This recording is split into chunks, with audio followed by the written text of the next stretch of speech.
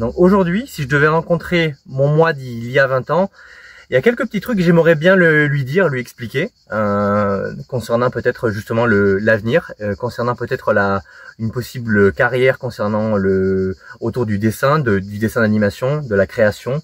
Donc je fais une petite vidéo parce qu'en fait je pense que tous à un moment donné on s'est tous posé cette question de se dire qu'est-ce que je dirais à mon moi du passé si j'avais l'occasion à un moment donné, peut-être pour corriger certaines choses, peut-être pour lui apporter un peu plus d'informations, un peu plus de valeur, lui transmettre un message plus ou moins clair.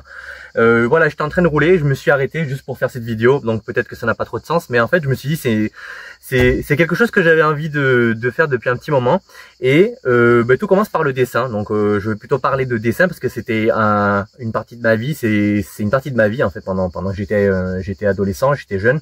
J'ai beaucoup dessiné, je faisais beaucoup de portraits, je faisais du dessin de manga, dessiner un petit peu de la BD, j'ai fait un peu de la peinture à l'huile, j'ai fait un peu certains types de choses sans être forcément comment te dire, quelqu'un d'exceptionnel là-dessus, mais par contre c'est quelque chose qui m'a bien plu et pendant mon adolescence, donc ça a été aussi quelque chose à laquelle je me suis dit pourquoi pas en faire mon métier à un moment donné. Donc pendant mes années adolescence, donc 13, 14, 15 ans, donc j'ai pas mal dessiné, un peu comme la plupart des gens aussi, donc du manga, ça a commencé comme ça. Et puis petit à petit, je me suis dit au fil des années, c'est vrai que ça me plaît de plus en plus, et pourquoi pas intégrer justement une école ultérieurement, donc après mes études, donc justement après le collège, faire le lycée, et pourquoi pas après le lycée faire peut-être une école spécialisée. Voilà, donc je suis à la période du lycée.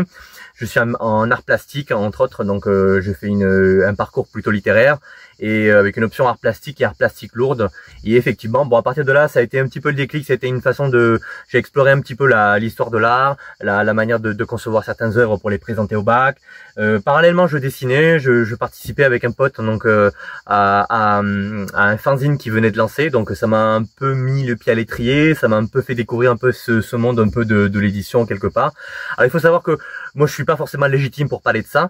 Je suis pas du tout légitime parce qu'aujourd'hui je ne fais pas un métier qui touche à la création, ni au dessin animé, ni je suis pas illustrateur, je suis pas créateur de BD, je suis rien de tout ça aujourd'hui. Je dessine, donc aujourd'hui le dessin c'est devenu surtout une passion, donc quand j'ai un petit peu le temps.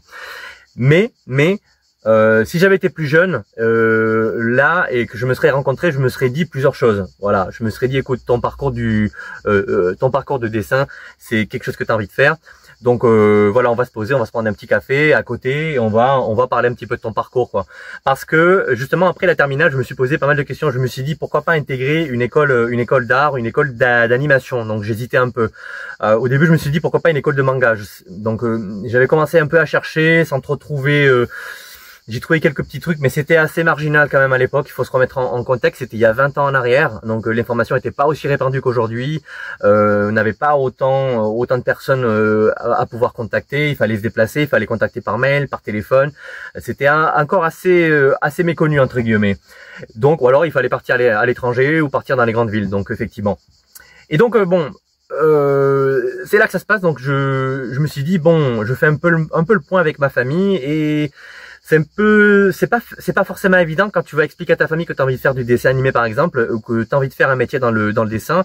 Déjà direct ils se braquent parce que c'est quelque chose qu'ils ne comprennent pas, peut-être qu'ils n'ont pas expérimenté, non pas qu'ils sont contre, mais c'est parce que c'est peut-être quelque chose qu'ils ne comprennent pas et ils se disent t'es sûr que tu veux pas faire autre chose, t'es sûr que le dessin, t'as envie de faire du dessin, tu vas peut-être pas trouver du travail après, il y a pas beaucoup de débouchés. Bon, ils sont restés avec ces genres de préjugés un peu à l'ancienne et sans trop pousser. Et c'est vrai que là-dessus, je me suis retrouvé un peu solo. Donc, et comme je suis l'aîné d'une famille de 3, t'es le premier entre guillemets à expérimenter les choses, à faire t'es le premier, t'as personne avant toi qui a tenté quoi que ce soit, qui s'est posé, qui a fait un parcours du combattant, qui a trouvé un boulot, qui s'est posé dans la vie. Vu que t'es le premier, en fait, tu dois tout expérimenter. Tu dois expérimenter tes échecs, tes réussites, tu dois te débrouiller. Et si en plus de ça, ton entourage ne t'aide pas beaucoup, t'es un peu solo. T'es un peu solo, et surtout à l'époque, donc sans pouvoir avoir une communauté ou des amis, par exemple vers qui aller, ou par exemple contacter des gens sur des réseaux sociaux, c'est compliqué. Donc ce que j'ai fait, donc l'école en question c'était l'école des Gobelins. Donc j'avais envie de passer le concours pour être animateur, apprendre à faire des dessins animés justement à l'école des Gobelins. Et la première étape, c'était, voilà, j'avais contacté l'école pour savoir comment on faisait pour pouvoir s'inscrire au concours. Donc c'était un concours qui avait eu lieu une fois par an. Je m'étais inscrit, voilà, moi c'était juste, j'avais rempli mon dossier, j'avais posé ma candidature. À l'issue du concours, donc si tu as été validé, sachant qu'il y avait quand même 700 personnes qui présentaient le concours, ben, tu avais peut-être une vingtaine, trentaine de places.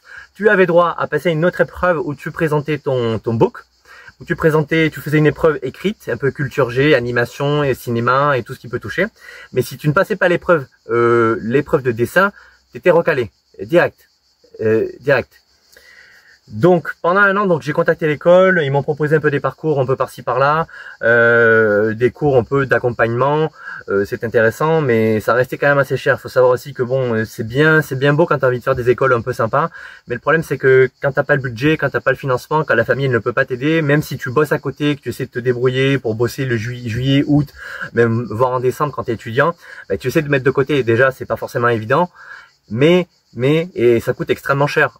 Savoir que quand si tu montes sur Paris pour faire l'école des Gobelins ou une autre école dans une grande ville, ben il y a le prix de l'école, il y a le prix du matériel, il y a le prix des logements, il faut que tu te nourrisses, il faut que tu puisses quand même passer tes 2, 3, 4 ans correctement de manière à pouvoir finaliser ton parcours.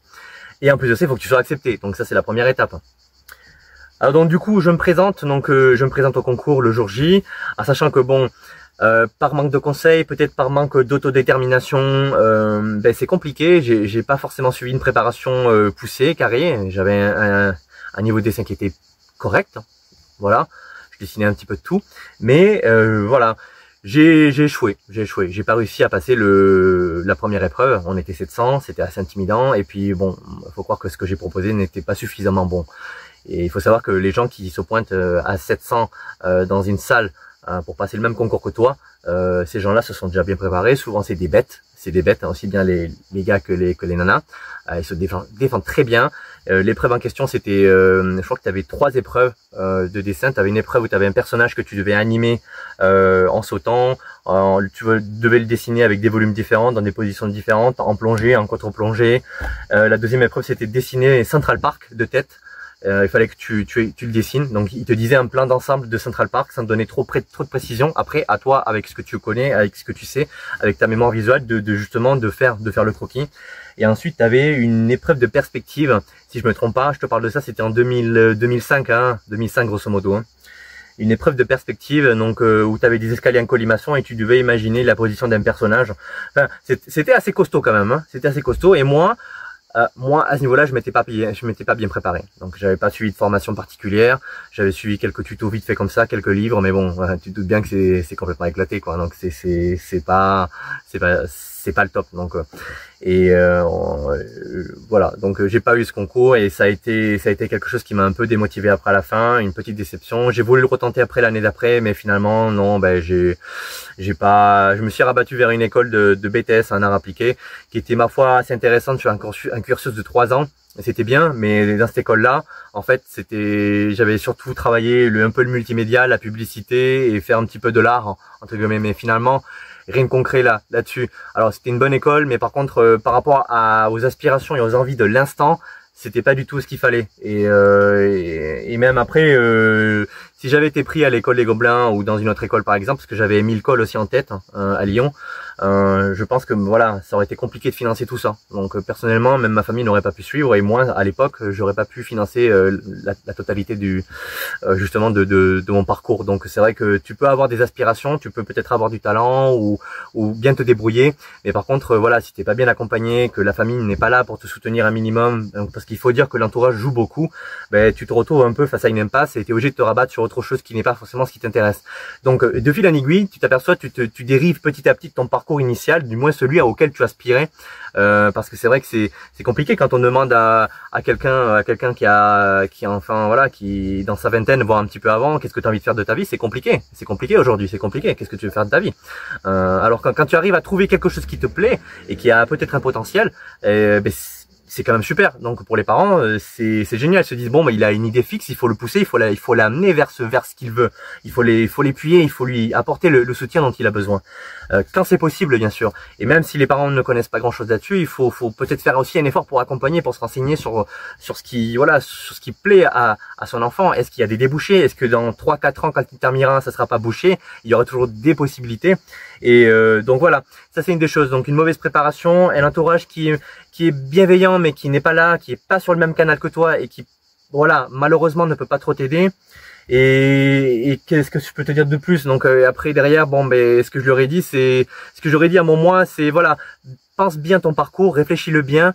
Tu sais, par moment, tu vas être seul, tu vas devoir te débrouiller tout seul, tu n'auras pas le soutien de ta famille, ou même si c'est le cas, ils vont peut-être pas comprendre, mais c'est pas par méchanceté, c'est pas par jalousie ou autre, c'est parce que tout simplement, ils ne connaissent pas ton milieu, ton secteur, ils font peut-être pas l'effort de s'y intéresser, pour eux c'est très lointain, c'est trop loin, ils trouvent que c'est cher, que c'est bateau, ils restent sur des clichés d'époque, et ça c'est dommage, parce que du coup, ça tendance parfois à casser un peu le rêve de certaines personnes qui ont envie d'aller un petit peu plus loin, qui ont un vrai potentiel, qui ont envie de faire quelque chose de leur de leur vie. Et voilà, donc c'est ce que je me serais dit. Donc j'aurais peut-être suivi aussi une préparation beaucoup plus importante auprès de certaines écoles. Peut-être même en amont, j'aurais pris le train pour monter sur Paris et j'aurais contacté certains étudiants, j'aurais attendu devant l'école des Gobelins et j'aurais attendu qu'il y ait des étudiants qui sortent pour un peu aller discuter avec eux. Salut, excuse-moi, voilà, je suis intéressé pour l'inscription à l'école des Gobelins. Est-ce que tu as quelques minutes peut-être à me consacrer? Est-ce que tu peux m'expliquer un petit peu comment ça se passe? En quelle année tu es? Qu'est-ce que tu as fait? Est-ce que ça a été dur le concours? Sur quoi tu as dû te préparer? Qu'est-ce que tu penses de mon book si tu as un petit moment? Est-ce que tu veux qu'on aille boire un petit verre à côté comme ça? Voilà, si t'as 10 minutes, 15 minutes, 20 minutes à me consacrer, tu peux m'expliquer un petit peu tout ça. Être un petit peu proactif dans cette démarche-là. Et ça, c'est peut-être quelque chose que j'aurais dû faire au lieu de rester peut-être dans mon coin. Et voilà, et ça aurait peut-être, il y a des choses comme ça qui auraient peut-être pu changer, peut-être contacter aussi certains profs, donc effectivement, leur dire voilà, j'ai un book, qu'est-ce que vous en pensez? Est-ce que vous pensez que j'ai le niveau, j'ai besoin de suivre une préparation? Est-ce que j'ai peut-être mes chances aussi de pouvoir intégrer l'école et de passer le concours? Aujourd'hui, ce qui est intéressant, on est en 2025, il y a plusieurs choses. Si je devais recommencer ça aujourd'hui, je me formerais beaucoup plus. Donc je investirais davantage. Quitte à me faire aider financièrement par quelqu'un de ma famille, quitte à travailler quand même beaucoup plus pour financer mes propres projets, mes études, et me dire ok, je mets fin pari sur moi pour l'avenir, je décide de me former, je veux travailler dans une école d'animation, ça m'intéresse. Je me forme aux outils numériques aussi, à l'intelligence artificielle aussi. Alors, je suis pas en train de dire que c'est bien, que c'est mal, mais aujourd'hui on est en 2025 et on peut pas nier ça. L'IA est en train d'arriver dans tous les secteurs de la société, dans tous les types de métiers, qu'on le veuille ou pas, c'est là et ça va continuer à arriver et à prendre de l'ampleur. Donc s'adapter à ça, je pense, à se former à ces métiers de la création et dans certains types de métiers, je dis, c'est pas l'IA, elle va pas te remplacer. L'idée, c'est que dans certains outils, dans certains corps de métier, ça va devenir indispensable pour gagner du temps, pour gagner des moyens, pour gagner en productivité, pour être peut-être plus efficace et se dégager du temps sur les tâches un peu répétitives, un peu chiantes. Et à ce niveau-là, c'est aussi un game changer. Donc, si tu as une double compétence et que tu es bon en dessin, que tu as des qualités intéressantes et qu'en plus tu sais utiliser l'outil numérique aujourd'hui en 2025, alors je pense que ça peut faire une différence contrairement à personne qui décide de ban complètement voilà, la technologie. Ça c'est une chose. Après ce que j'aurais fait en plus, c'est que voilà, je me serais peut-être bougé un petit peu plus, j'aurais été peut-être un petit peu plus proactif dans ma démarche, un peu acteur et non pas spectateur. J'aurais voulu suivre ça et je pense que je me serais bien documenté. J'aurais pas hésité à contacter des personnes sur les réseaux sociaux, en physique, peut-être à aller carrément dans une école et essayer de prendre rendez-vous, se dire ok voilà, j'aimerais bien faire un petit stage d'observation, est-ce que c'est possible? Essayer de trouver les moyens, et de fil en aiguille en fait, tu crées ta chance mine de rien. Quand tu commences à te bouger et mettre toutes les chances de ton côté, je me serais dit bouge-toi Nico, bouge-toi à ce niveau-là. Si tu veux faire de l'animation dans une grande école ou autre par exemple, c'est possible. Mais par contre, il faut que tu saches que tu vas être solo. Tu vas avoir des moments de solitude, ça va faire comme ça. Il va falloir remonter. Il faut pas te décourager parce que c'est un secteur qui est difficile, qui est compliqué, qui est concurrentiel. Et je pense qu'il y a quand même besoin d'avoir un petit peu de réseau. Donc qu'on le veuille ou pas, t'as beau être doué, si t'as pas de réseau, je pense que tes chances sont un petit peu plus limitées. Donc c'est un ensemble de choses qui font que ta réussite, elle va être là, et il faut y croire constamment. Il faut mettre en route la machine et mettre en place cet élan de manière à ce que ton projet se concrétise. Et ne lâche rien surtout. Continue à te former, à t'améliorer en dessin, parce que même si t'es pas une bête en dessin, ce qui est le cas pour moi, je suis pas une bête en dessin. Hein, je suis très mauvais en dessin de mémoire, de tête, d'observation ça peut aller, de la copie ça peut aller, mais ça fait pas tout. Donc ça demande beaucoup de travail, de l'implication, et ça passe par beaucoup de sacrifices. Donc ça passerait par exemple par sortir moins avec les potes, peut-être passer moins de temps sur Netflix, sur l'ordinateur, et peut-être me consacrer plus à un moment, avoir un focus sur plusieurs années sur ce type de métier.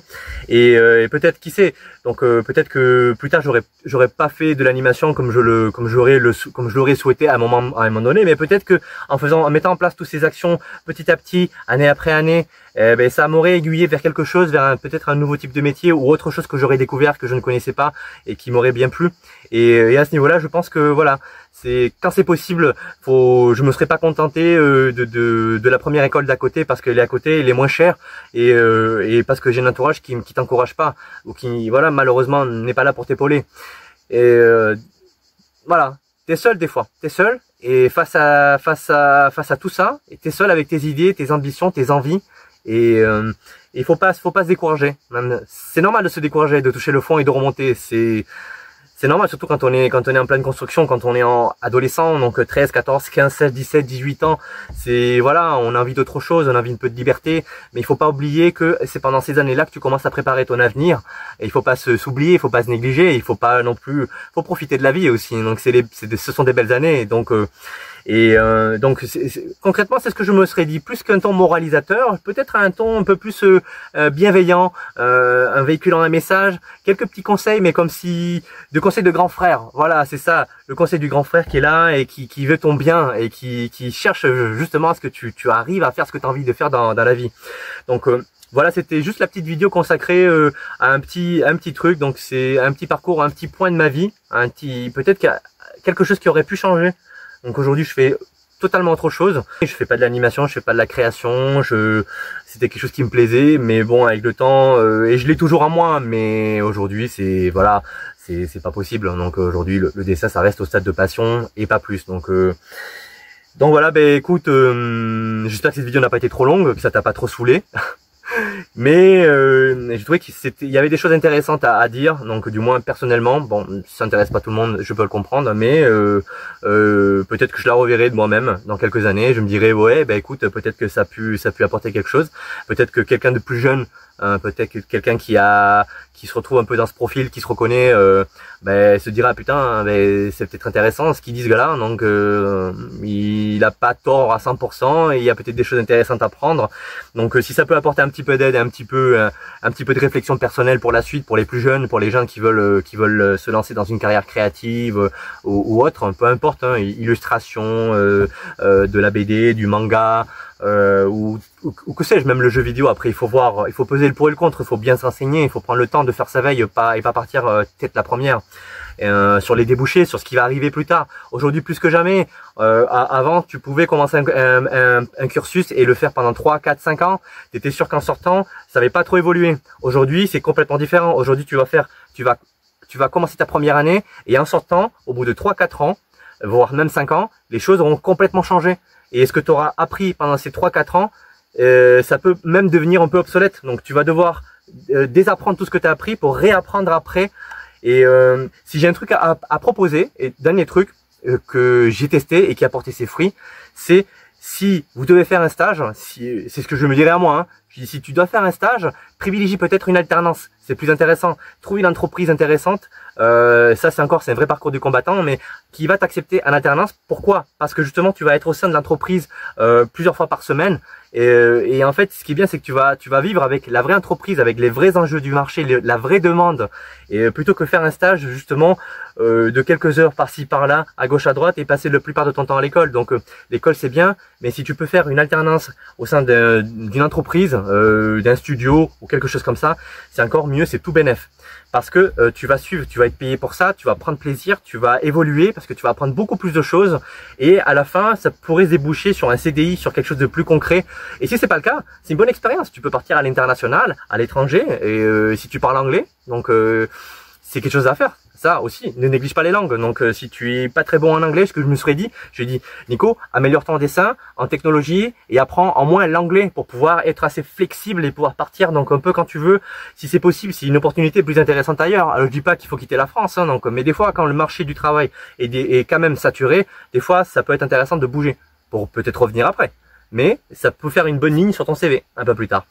Donc voilà, ça fait 20 minutes que je cause et je suis dans ma voiture, je crève de chaud. Et ben, si ce message a pu être intéressant, cette vidéo a pu être intéressante, donc partage-la, like-la, laisse un petit commentaire, même si ça n'a rien à voir dans un autre secteur autre que la création, que le dessin animé, le manga, c'est voilà, je suis ouvert, c'est ouvert, donc je me ferai un plaisir de te répondre. Voilà, sur ce, merci d'avoir regardé la vidéo et je te dis à très bientôt. Allez, salut!